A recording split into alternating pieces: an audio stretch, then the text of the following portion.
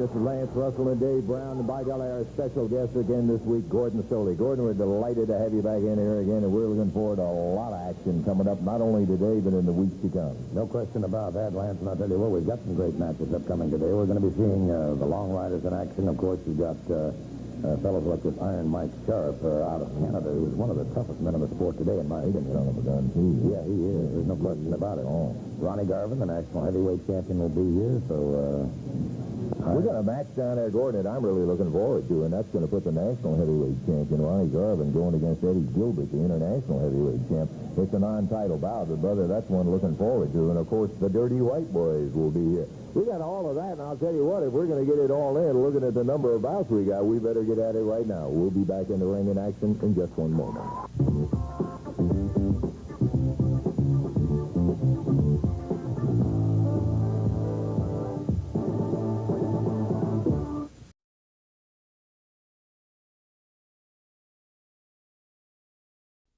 Hey, we're going to be ready to go in the ring right here as Dave will be introducing our first contestants coming up in our first bout. Right now, coming out, and I know a guy who has got a big smile on his face, and he's got a doggone good reason for it. The Southern Heavyweight Champion, Jerry the King Lawler. Jerry. And there was a time last week when I didn't think that well. I thought I'd be smiling when I looked in the mirror and just saw my head look like an egg, you know. I mean, I was genuinely worried. Everybody had told me, beware of Rick Rude, don't trust him. And Bundy, you know, he's no slouch, he's no pushover. He had me going there, and then, you know, the funniest thing, even when you're in the ring, you may not see everything that's going on, and you may not always be aware of the fans at all times, but sometimes they can get vocal enough to where, you know, you can hear what they're saying. Sure, right. And I remember being down one time there, and I looked over, and a girl on ringside screamed out, "Rick Rude just took some money from Jimmy Hart." And I thought, boy, I am in serious trouble now. But as it turned out later, Hart did offer Rude some money and actually gave it to him right at ringside as Rude was refereeing. But fortunately, Rude still counted out King Kong Bundy. I am the Southern Heavyweight Champion, and Jimmy Hart is about $1,000 lighter in the old hip pocket. You kind of got a kick out of that after the match was over with. I noticed when Rude told you about it. It all turned out very well. I was very excited about the whole situation. I want to just tell you now, I'm really, you know, I'm tickled to death to have the Southern Heavyweight Championship back around my waist. Now? Well, what now, Lance, is I am fixed to embark on a worldwide crusade for the world title, Lance. And I don't care where I have to go, or I don't care who all comes into this area to challenge me for this title. I have one thing in mind, and that is to be the World Heavyweight Champion sometime next year. Now, you know, and everybody out there, and I'm not going to pull any punches. I'm not going to make any secret about anything. I told everybody that when I first started wrestling that probably I would retire by the time I was 35 years old. Well, right now, Lance, I'm 34 years old, and I'm saying this right here in front of God and everybody, that if in the next year, in 1985, if I don't win the World Heavyweight Championship, then I will retire. So all I'm saying is there's a lot of tough competitors out there. There are a lot of people who want a shot at this belt. We'll bring them all on because I need to beat anybody. I need to beat anybody and everybody to get right up there in line for that world title match, Lance. And then I'm going to take my shot. And if I don't do it, then you've seen the last of the king. But, Lance, I feel better now than I've ever felt, and I feel like I will be, in 1985, your World Heavyweight Champion. That's what I'm shooting for. I love it. Okay, Jerry, good luck to you. Congratulations on it. Let's go to the ring right now, and our sidekick, Dave Brown, up there ready to tell us about the first bout. Dave. All right, Lance, one of the teams already in the ring right here. We're waiting for their opposition to make their appearance right here for this match, which will be a one-fall, 15-minute time limit match. Here they come into the wrestling area right now, and as soon as they get into the ring, we will get underway with the official introduction. Stepping up onto the apron. Introducing first, over on my left, at a total weight of 443 pounds, both wrestling out of the state of Tennessee, David Johnson and Tracy Smothers. Tracy Smothers, David Johnson, going against him. They claim to be from all over the USA. They weigh in at almost 600 pounds. The Long Riders. Long Riders. One fall, 15-minute time limit match. Jerry Calhoun. Long Riders wasting no time in taking off after Tracy Smothers, not even waiting for the bell to ring. The Long Rider still in his his leather jacket, punishing Tracy Smothers. And Smothers in trouble, bounced off those ropes once again.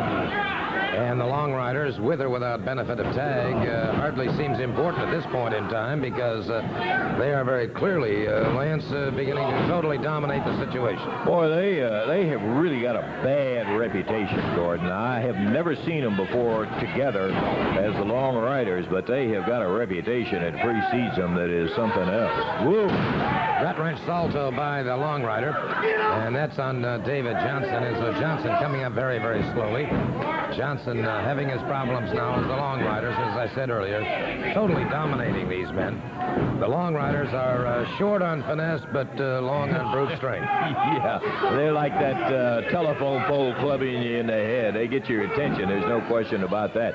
This young David Johnson here now is a good young wrestler. He needs a lot of experience. And same with the big guy over in the corner, Tracy Smothers. I've seen him a couple of times. I think he has some good potential. But, boy, they're not getting to show a thing today, Gordon. And the Long Riders countering those comments. It is Johnson now, the full body slam to the canvas. And again, they go through the perfunctory tag, but Johnson, with everything that he had, but that punch did not have authority. Johnson smashed into his own turnbuckle, and it's Tracy Smothers moving out. Smothers, a big fella, dropped the pit of the stomach, and it's the Long Rider now using a hard right hand and smashes him into the foot of the other Long Rider. So Smothers, as Lance mentioned a moment ago, a fine competitor, but a little bit short on that professional experience, and obviously that's beginning to tell at this point in time. I think probably Tracy learned his amateur wrestling. He learns all the holds. He comes in there expecting to wrestle. You get in there with a couple of rough guys like the Long Riders, and you can forget all of that other thing in the basic wrestling.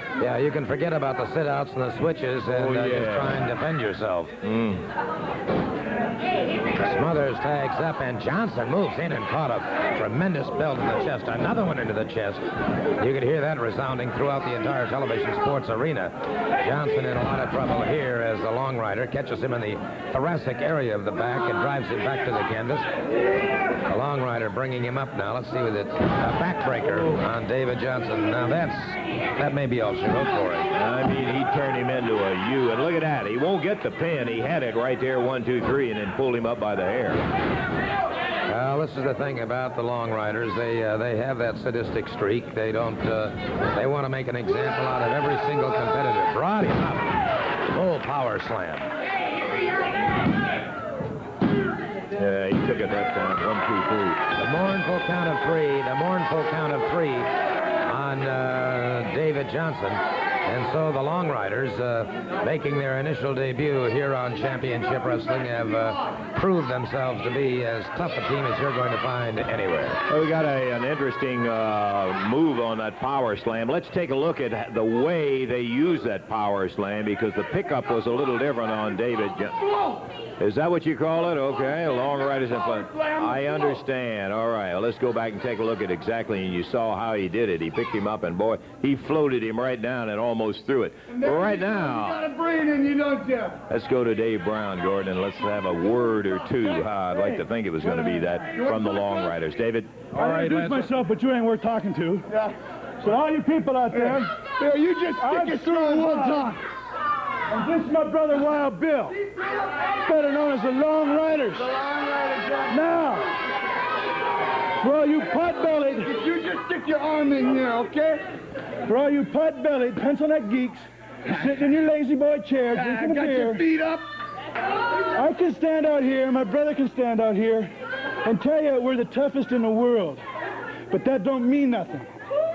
What counts is seeing us in the ring. We do it real life, baby. Come on out to the ring. Get out of your fat, cushiony chairs. You know, some of you are armchair quarterbacks.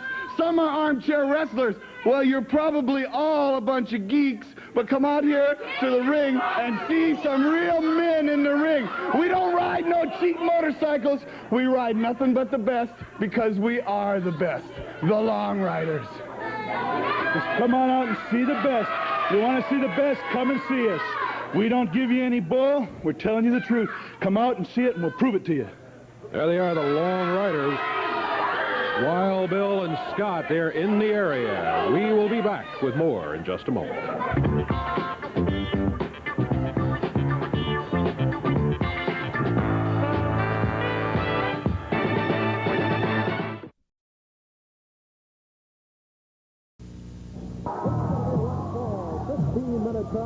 Match introducing wrestling under the mask, the Invader, and going against him at 244 pounds, the boy from New York City, handsome Jimmy Valiant. 1 fall, 15-minute time.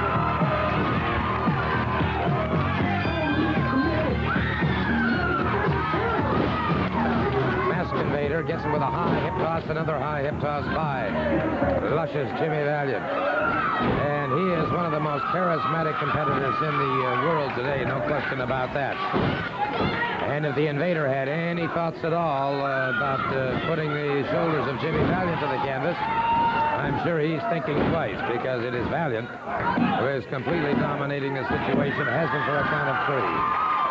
A count of 3 and a very, very quick pinfall for the Boogie Woogie Man, luscious Jimmy Valiant. And a well-deserved victory, I might point out. He wasted no time at all in moving after this man. The bell has rung, and it is all over for the Invader. We've got... Well, a fellow coming out here in a moment that nobody's had a chance to really view here of recent times, Iron Mike Sharp. He is one of the toughest ever to come out of Canada. Hi, Kelly, we're going to be looking forward to seeing him in the ring right now, and bringing him out is the mouth of the South, Jimmy Hart. Surprise, surprise. You know, I told everybody all over the country that I'm bringing in the biggest, baddest professional wrestlers ever, and I want to meet, here he is, baby, live and in person, Iron Mike Sharp, baby, 270 pounds. Tell him, Big Mike. That's right, 275 pounds from Canada, Canada's greatest athlete. Jimmy Hart called me here, and he said, I want you to come in here, and I want to show these Southern boys how to wrestle, and that's just what I'm going to do. And I want everybody out there in TV land and everybody here at the TV studio to watch my match today, because they're going to learn how a real man and a real wrestler gets in that ring and shows what he's got, right? You got to believe it, baby. Like I said, we're bringing him in for all over, baby, all over the world. Come on. I hear you, Jimmy. Iron Mike Sharp, and his first appearance on Championship Wrestling, and I'll tell you one thing for a fact, he is big enough to get a job done. We'll see if we can't get him up there in the ring, because he's scheduled to go in this next bout, Jordan. He is indeed, and they're making their approach to the ring at this time. There's Jimmy Hart opening those ring ropes for Iron Mike Sharp, going out against Ken Raper. Let's turn it over to Dave for the introduction. All right, this is going to be a 1 fall, 15-minute time limit match. Introducing from Memphis, Tennessee, at 214 pounds, Jim Jameson. Going against him from Hamilton, Ontario, Canada, 275 pounds, Iron Mike Sharp. 1 fall, 15-minute time limit match. Jerry Calhoun, your referee. Well, here we go. There's the bell. Jim Jameson moving out against Iron Mike Sharp. Iron Mike Sharp has participated in just about every sport imaginable. Was the Canadian National Amateur Heavyweight Boxing Champion. He has held all sorts of amateur titles in wrestling, and of course, since he turned pro, has proven to the world that he is as double tough as you can find. Forearm across the back of Jameson drives him to the canvas. And so, Iron Mike Sharp, in complete total caught him right at the belt line that time and drops Jameson to the canvas. Sharp is as merciless and as mercenary as you'll find anyone could be. A good combination of words, Gordon. This guy also is, you could add another M in there, and that's to say muscle. Look at that. Quick pinfall on Jim Jameson. And so, Jimmy Hart's newest addition to his stable, Iron Mike Sharp, proves to be successful in his debut here on Championship Wrestling. Took absolutely 52 seconds to be able to complete it, and he did the number in there as he takes the measure of Jim Jameson, who never had a chance against the much bigger one. We've got lots of action still to go, and we'll be back with it in just a moment.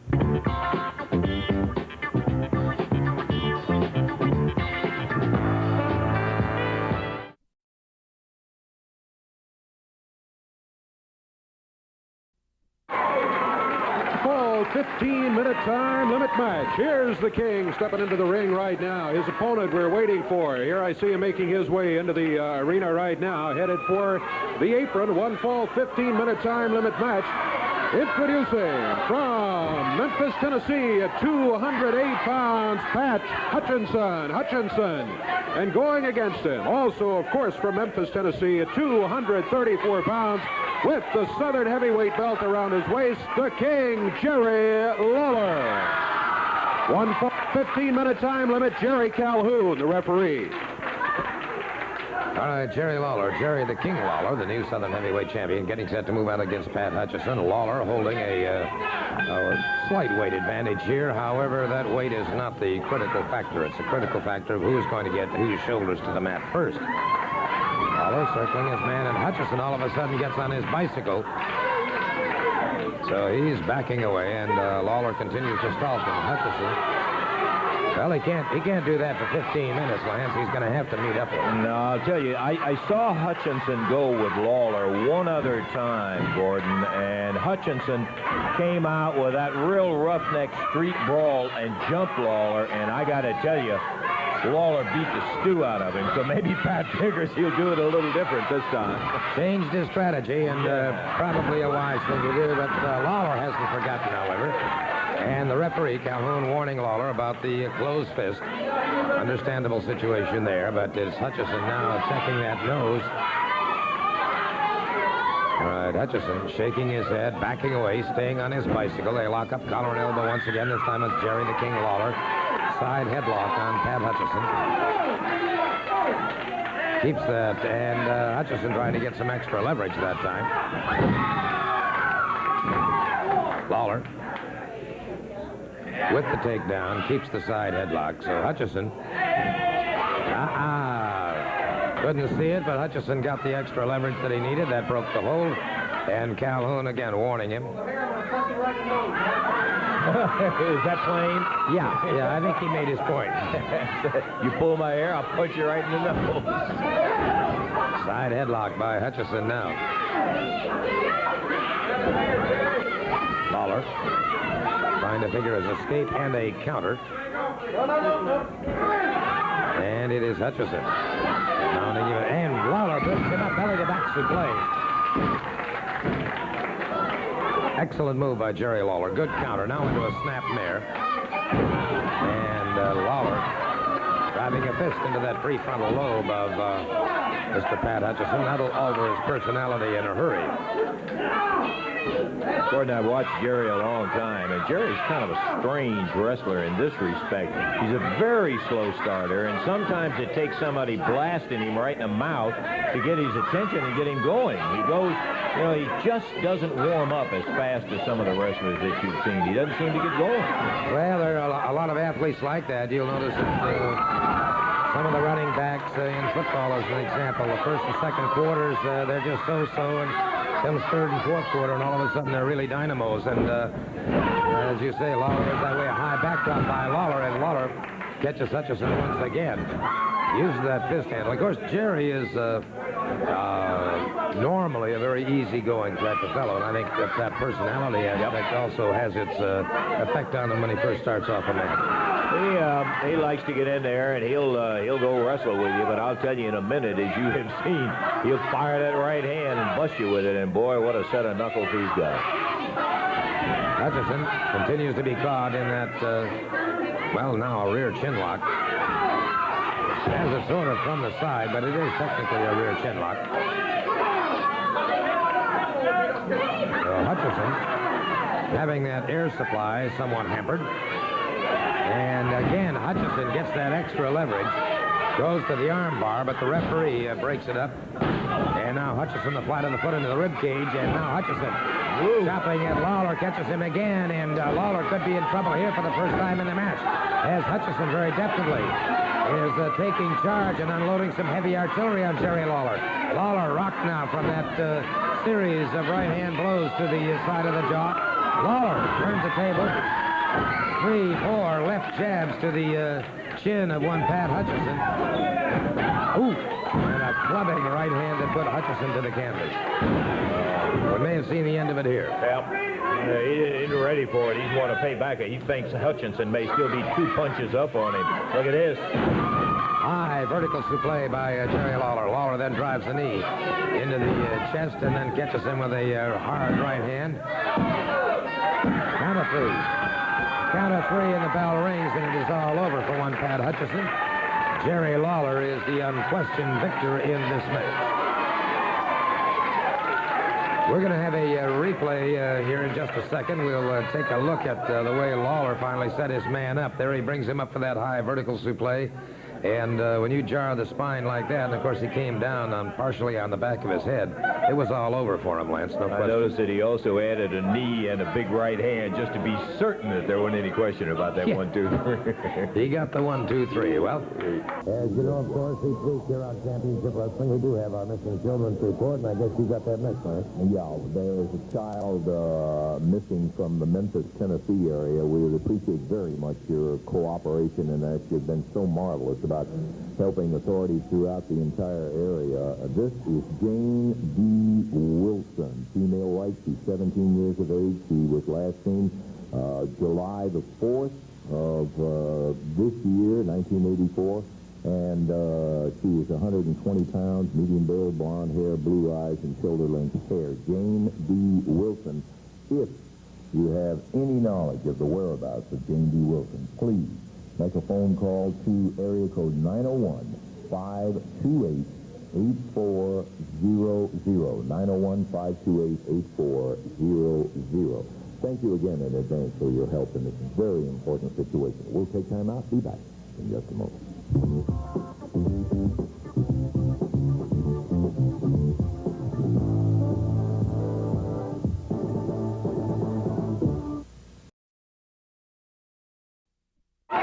This is going to be a one-fall, 15-minute time limit match. Introducing at 206 pounds from Lexington, Tennessee, with his manager Jimmy Hart, Eddie Hot Stuff Gilbert.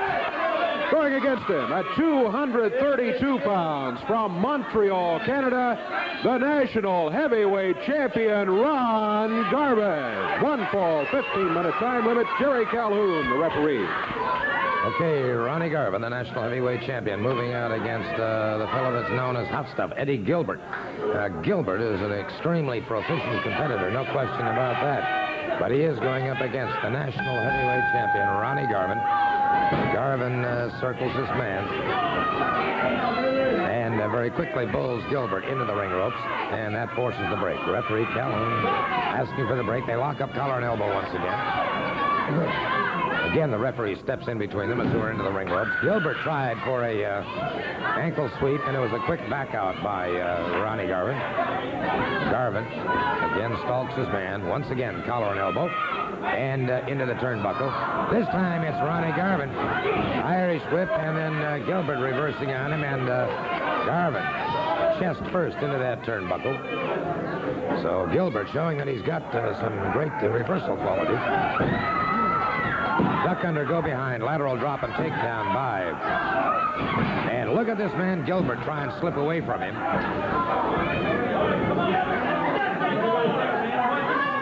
Got to give Gilbert a lot of credit.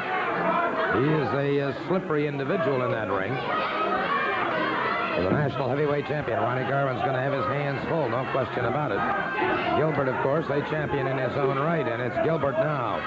Had the hammerlock momentarily on Garvin, and again, the referee steps between them as they were into the ring ropes.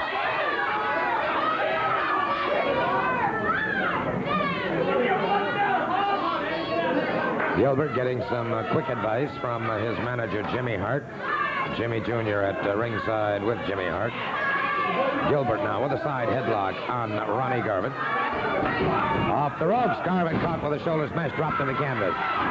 This time as Garvin tried to set him, and it was Gilbert leapfrogging and came down, and as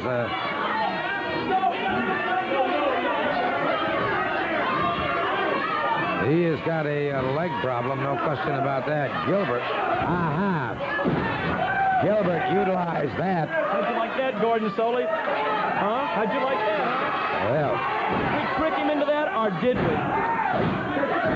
Gilbert feigning an injury and then taking full advantage of Ronnie Garvin. Garvin trying to shake those cobwebs loose. And Garvin in trouble as Gilbert feinted him out beautifully. Garvin, dazed, staggered, backs up into that turnbuckle. Gilbert driving the shoulder into the abdominal wall of Ronnie Garvin. Gilbert has Garvin in trouble, no question about it. The national heavyweight champion. A snapmare and a lateral press, but Garvin powers out. And so Ronnie Garvin, the man with the hands of stone, has suddenly found that he has been put on the disadvantaged side of this match by the trickery of one Fast Eddie Gilbert. And Fast Eddie is hot stuff himself. Indeed deserves that title.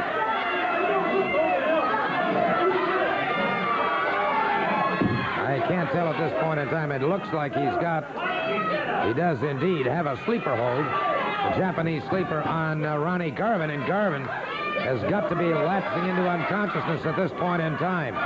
And so, hot stuff Eddie Gilbert. Now Gilbert riding that back, and Garvin. That caused him to relinquish part of that sleeper, and so Garvin has that blood flow going back to the head once again and jams Gilbert back into the turnbuckle. And Garvin seems to have regained his clarity of senses now, and Garvin now with a side headlock on hot stuff Eddie Gilbert. Good shoulder smash by Garvin coming off the rope. Garvin catches him once again. Gilbert's got himself a lot of problems now, as Ronnie Garvin is beginning to turn the tide of this battle. It's Garvin, the national heavyweight champion, catching him a chop into the throat. And Lance, it appears to me that Mr. Gilbert, who had a good start going and almost an upset going, that situation seems to be reversed. It certainly does now, because Garvin, who is indeed one rugged guy, he's got, Jimmy, stop complaining, will you? He's around here, and that's where you get it from the entire First family. Complain, complain. Part of that distraction tactic. Nothing is distracting Ronnie Garvin right now.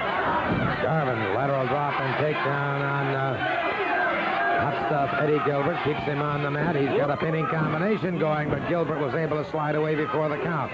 And Gilbert connects with a hard right hand to the side of the jaw of Ronnie Garvin and dazes him, takes him back into the far turnbuckle. Referee Calhoun separating them, and it's Garvin's head smashed into the turnbuckle again. So it's the percussions to the head that have been taking their toll on Ronnie Garvin, and it all began when hot stuff Mr. Gilbert, lateral drop by Gilbert now into a pinning combination. Garvin again powers out. But it has been Gilbert going to the head that has been most effective for him. And it is Garvin stalking his man, moves back in, collar and elbow this time. Ooh, could you hear it? All the way across the room, I'll tell you what. Garvin now. Semi-press. And again, Gilbert able to get that shoulder off. He's in a definite predicament here. With the attitude that Hot Stuff has had of recent, I tell you, it's hard for me to give him anything. But Gordon, this son of a gun, is a tough little wrestler. He learned it very well from his father, all of the basics. He's got plenty of speed, and he's a sneaky devil to try to pin, too. Very tough. No question about it. In fact, I was thinking earlier that Slippery Eddie might be a pretty good name for him. You got it. Once again, Gilbert comes to his feet. As Lance just said, he is a second-generation competitor. Good move. Nice sweep. Garvin takes it. Garvin tried to stop himself from there and got himself tied up in those ring ropes, and it's Gilbert taking quick advantage. It's Gilbert pounding away with that right hand, finally being forced to break by the referee, but he has taken his toll on Ronnie Garvin, and it is still Garvin tied in those ropes. And you'll notice Jimmy Hart right there at ringside, the referee Calhoun, going to separate those ropes and get Garvin out of those ropes, and it is Jimmy Hart clamping down once again. And so Gilbert continues to press full advantage here. Garvin's arms have been freed. Irish whip off the ropes, and Gilbert catches him the back of the elbow under the chin of Ronnie Garvin. And things do not look good for the national heavyweight champion. Gilbert, another surprise, because I tell you, just very honestly, I would have said in my own heart, I felt Ronnie Garvin was the favorite, flying off that turnbuckle. Got him in the side of the rib cage, and that was high up. Again, it is Garvin able to power out, and now watch Gilbert. As Gilbert comes down on Ronnie Garvin, rolling to one side. And where Gilbert was feigning injury before, brother, he's facing it now. Single leg Boston Crab by Ronnie Garvin. Single leg Boston Crab. Wait a minute. Oh, that's all.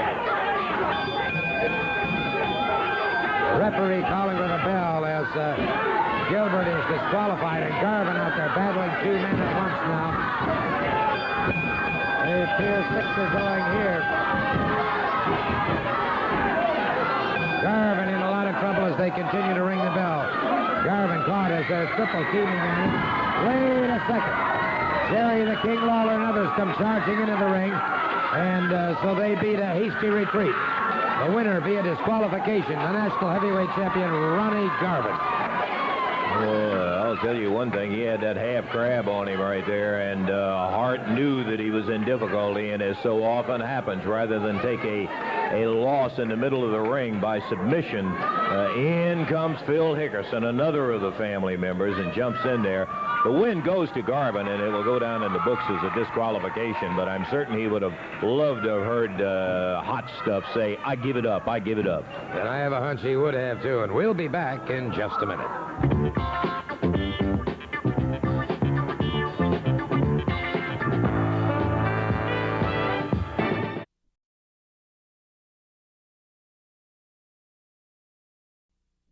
Lance, this fellow Rick Rude, I've had an opportunity to watch him not only wrestle, but arm wrestle as well. You know, he was a national champion at one time. Powerhouse guy. Yeah. What a body on him. We want to take a look at a little different side of Rick Rude right now.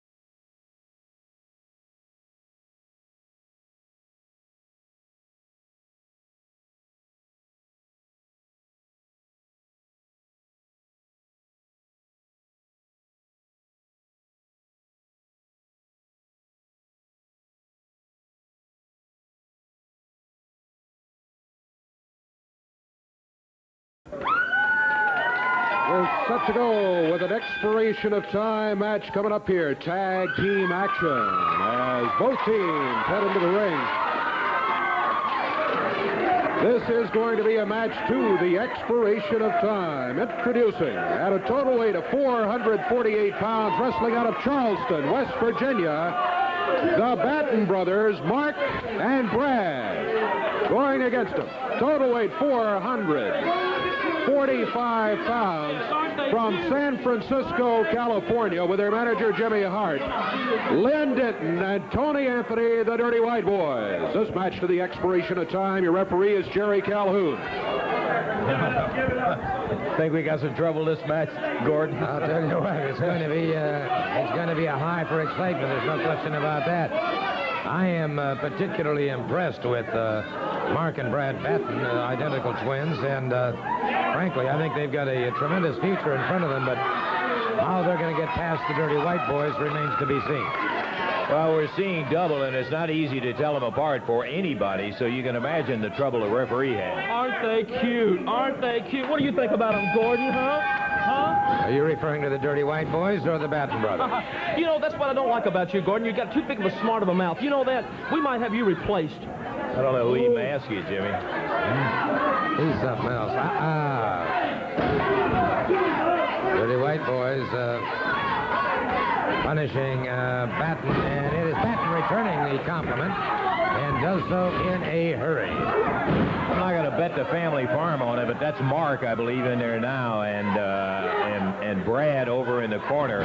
But you have to look very, very close, and then it's not easy to tell. Yeah, I frankly can't tell the difference, but Mark, I think a lot of the people, and then again, a lot of the wrestling fans may not know, was a partner of Johnny Wilhoit that formed the New Generation. Johnny had a severe injury to his thigh. He probably got back in the ring a little bit earlier. Had a lot of treatments at his hometown at the University of Kentucky in deep therapy, and so he is now not actively wrestling at the moment. So Mark has teamed up with his brother Brad, and Mark not getting the best of it right at the moment. he's got himself a handful of problems here. The Dirty White Boys continue to dominate the situation. I believe, however, that Batton could get over and tag up with his brother. That perhaps they could turn this thing around, as you can hear the crowd cheering the Batton brothers on. Off the rope once again, catches the back of the elbow, drops him to the canvas, now makes the tag. And as he makes the tag, brother, they didn't allow him a chance to even get in the ring before they were after Didn't him. even breathe. Got him coming through the ropes, Gordon. Whoa, he's nailing Lynn Denton right now, though. Irish whip into the turnbuckle. Batton moves in on him once again. Snap mare that takes him to the canvas. Jimmy Hart a little bit confused about who's legal and who is illegal in the ring, and it makes no difference. It is the Batton brothers now trying to turn the tide on the situation, and now this is Brad or Mark? This is Brad in there now. He just came flying out right here, almost right at your feet. And Tony Anthony of the Dirty White Boys picking him up. Body slams him right down on the floor in the studio. Right down in front of our desk, it is Batton coming up very, very slowly. And now we've got them all out on the concrete floor, and it is the Dirty White Boys bringing one back into the ring, brings him up, has Batton up a full body slam. Brad needs that tag on Mark right now. He is hurt since that slam on the floor. Also, he was out of camera range, but he got a pretty severe jolt to the head against the riser of our desk area here. So he's got more problems than it appears, or that the folks have been able to see on their television set. And it's now taking its toll on him as the Dirty White Boys have things pretty much under their own control. When you're in with the Dirty White Boys, you got all the problems you need. You don't need any other problems, because these two guys are street fighters. They make no bones about it. They will hurt you and continue to do so. Dirty White Boys, they are. Rear chinlock on Batton right now by the Dirty White Boys, and Jimmy Hart, of course, remains at ringside in his chair along with Jimmy Jr. Mr. Hart is a definite dominant influence here on championship wrestling. Tag is made once again. And the Dirty White Boys get in a cheap shot before the count, which is within the legal parameters of the sport. Coming off the ropes.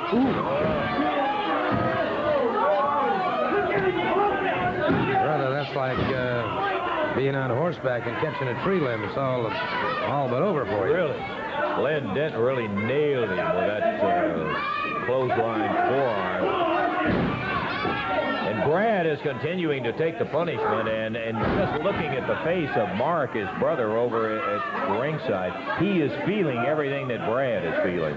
Yeah, I certainly would have to agree with that. A front chancery now by the Dirty White Boy has Batton, and now distraction here to the referee, and they were able to pull Batton away from his own corner.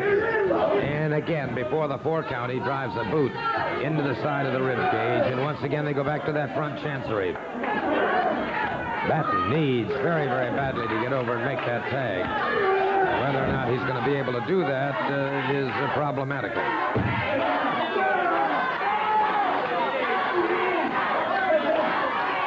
Let's see what occurs here as now some folks across the way, you can see that sign being held up. And I don't know whether you can get a close-up of it or not, but it says Hart is a wimp. And obviously Jimmy Hart takes umbrage to anybody calling him a wimp. All right, Batton driven to the canvas once again as the Dirty White Boys double teaming. And it is Batton caught on the side of the jaw, driven back. Side headlock again, and they're taking every advantage possible on Mark and Brad Batton.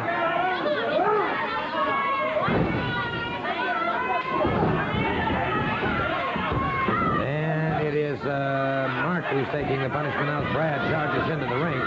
Referee Calhoun separates him, and the Dirty White Boys have switched off.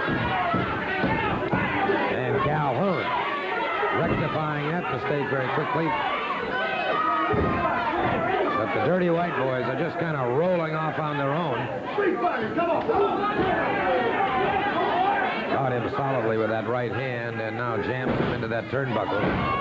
Batton, dazed and staggered now, needs to get over and tag up. And again, the tag is made. The Dirty White Boys keeping him trapped in their own corner. You know, I think, Gordon, and it's the lesser of two evils. And of the two, Tony Anthony, who's running his mouth right now, it may be the worst. I had an occasion one time to do an interview after these guys were in a match. Anthony is bleeding, I mean, from 14 places on his face, and he is saying, boy, that's the way I like it. Good. I mean, this is the guy is absolutely berserk. He doesn't apparently feel much pain, and he just loves to inflict it. Lynn Denton runs him a close second, but I think Anthony is the worst of the two. Well, they've been meeting out plenty of punishment here to the Batton brothers, and Batton fires in the midsection, fires again. Batton a third time with that abdominal wall. But they managed to get over and make the tag as he overhooks the head. And again, a forearm across the thoracic area of the back, and it is Batton. Tell you what, they're an overwhelming combination, these Dirty White Boys. They're like a swarm of bees. They're all over it. They just continue to put it on. And the Batton brothers, you wouldn't know it from this, but this is a good team. This is an excellent team. But they just have not been able to pull the trigger and get going because, just as you said, the Dirty White Boys, absolutely example, big power and big slam down, and Batton is pulled up by the hair. They have just continued to pull it off. They have indeed, and it is Batton now firing back to the midsection, but he is ripped across the eyes, and again he goes back to the canvas, and again the tag is made.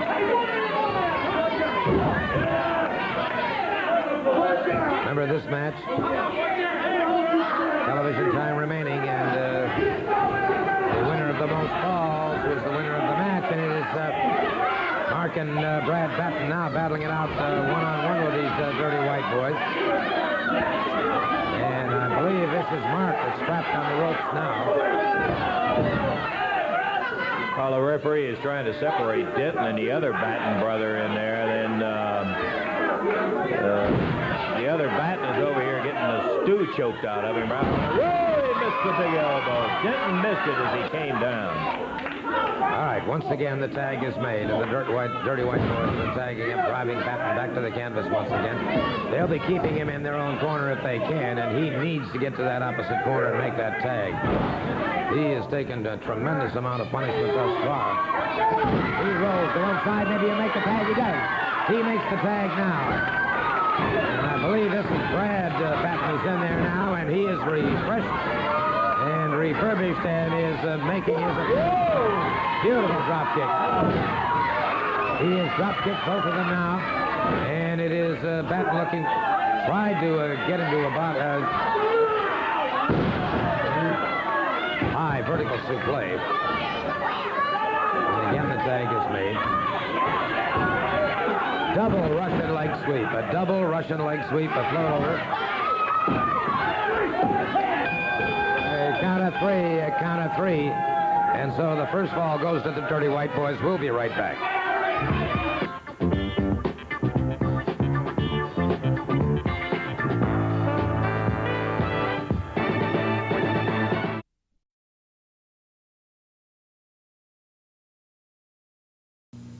I tell you, Lance, this has been a fast and furious. I'm out of breath. Really?